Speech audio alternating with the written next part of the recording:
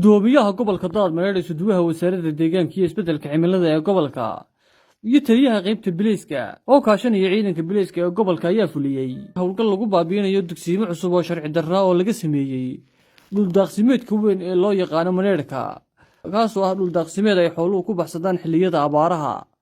gudoomiyaha gobolka Daadmareer Cabdiraxiin Maxamed Axmed, taliyaha qaybta biliiska ee gobolka Ismaaciil Cali Farlow iyo suduwaha wasaaradda deegaanka iyo isbeddelka cimilada ee gobolka Daadmareer Cabdiqadar Adawaa Xaaji Abukar oo halkaas warbaahinta qaranka kula hadlay ayaa sheegay inaanay haba yaraatee aan la ogolayn samaysashada wax dugsiimo oo cusub, iyagoo halkaasna fadhiin ugu daray cid kasta oo ku foogan inay dugsiimo ka samaystaan dhul daaqsimeedka.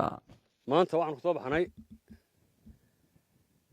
Daadmareer meeshii Mareerka ee xooluhu ku baxsan jireen waqtiyada jiilaalka, xoolaha ka yimaada galbeed, kuwa waqooyi ka yimaada, kuwa bari ka yimaada iyo kuwa hawd ka yimaada guntiba. howlgalkaygana oo hogaaminaya gudoomiyaha gobolka Daadmareer, taliyaha qaybta iyo anagu aan ku wada soconay ciidanka booliisku. waxa ujeedadiisu ahayd meeshii gobolka magaca gobolka ma sidatay ee Daadmareer ee Mareerkaas ka bixi jiray xooluhu ku baxsan jireen in ay ka dhigeen damceen ka dhigeen magaaleyn. waa arkaysaan wanaga baabino oodii iyo wixii ay ku xidheen dadku isugu yimi, waana waxaan macquul ahayn meesha xoolahan ku baxsanayaan waqtiyada jiilaalka in laga dhigo magaalo.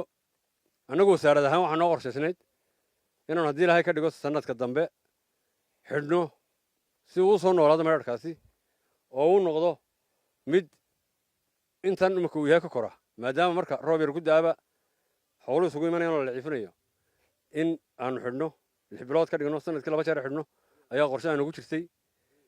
iyaguna waxay bilaabeen inay ballina ka qodaan, meheradana ka furaan. dadka jooga waa aragtaan, waa dadkii deegaankan joogay ee xoolaha Mareerka daaqaya la joogay. waxaan uga digayaa cid kasta oo ku hawlan ama dib ugu soo noqota meeshaas inaanu sharciga marin doono. iminkana maxaabiistii aanu qabannay waanu haynaa, waananu geynaynaa gobolka haddii ilaahay ka dhigo. annagu waxaan nahay haddaan nahay amnigii waxaanu xoojinaynaa ama taageeraynaa in amarkaa badha saabka iyo wasaaradda deegaanka ay bixiyeen sideedaanu u qaadanno, kula shaqayno cid kastoo ku hawlan inay deegaameyn cusub samayso. waxaanu aaminsannahay in sida kuwaa looga gubay ama looga baabiiye looga baabi'in doono.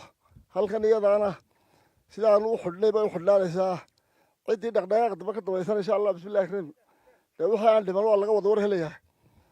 dadkuna waxaa loo baahan yahay qofka ka baabi'inaya dadka xoolaha wato waxaas waa geel iyo ari aynu dhex joognaa. maanta halkan marka la abaareeyo ama la magaaleeyo dee berri ka maalin dee neefku meel istaago ma jirto.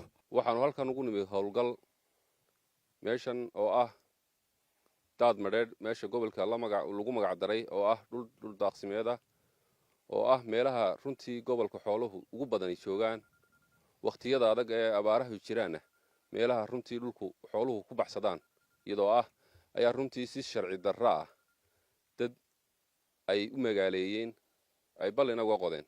taasaa runtii maanta aan ahayd ujeedadeedu aan ku soo baxnay inaanu meesha aanu ka baabiino, dhulkuna sidoo ahaa lagu soo celiyo, magaalada iyo balligana laga baabiin doono runtii iyadoo sharci darro ay tahay labada meelood midna aan sharciga loo soo marin.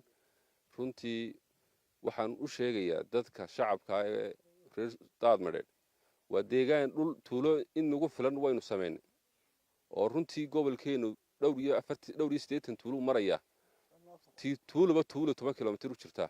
dhulkuna sidaa uu ku qarrimayaa. waxa runtii gobolkan lafdhabar u ah xoolaha noolna haddaan loo ilaalin runtii deegaanka iyo dhulka loo ilaalin runtii xoolaheena iyo dhaqaalaheenuba hoos buu dhacayaa oo dhaqaala burbur baa inagu imanaya. runtii waa inaynu ilaashanaa deegaankeena bulshooy aynu noqonnaa ka dawlad ahaan iyo ka shacab ahaanna aynu taa runtii meel uga soo wada jeedno, aynu wada ilaashanno deegaanka innaga runtii manaafacaadkeeda iyo xoolaheena inoo daaqaya. haddii aynu boobno oo aynu qof walba majarafad la cararo oo meel qodo runtii dhulku wuu ku fasahaadayaa, deegaankuna wuu naga lumayaa. halkan waa wada garanaysaan waa Daadmareer, waa bartii xoolaha ugu badan ee gobolka Daadmareer ay iman jireen xilliyada adag abaaraha ee daaqsimaadka ahayd marka runtii maanta ujeeddada aan halkaan ugu nimi aan u soo baxnay waxay ahayd inaanu baabino dadka dhulka qarribaya ee xumaynayana runtii gacan adag oo dowladnimo ah ayaanu ku qaban doonaa dhulkana waxaa ka mas-uula oo ka waajibaadka koowaad ka saaran yahay waa dowladda annagaana ka mas-uula dhulkana lama qarribi karo runtii iminkana dadkii halkan aan ku qabannay sharcigaa runtii la horgeyn doonaa assalaamu calaykum waraxmatullahi wabarakaatu sayid maxamed cumar sayid darwiish warbaahinta qaranka jamhuuriyadda somalilan magaalada oodweyne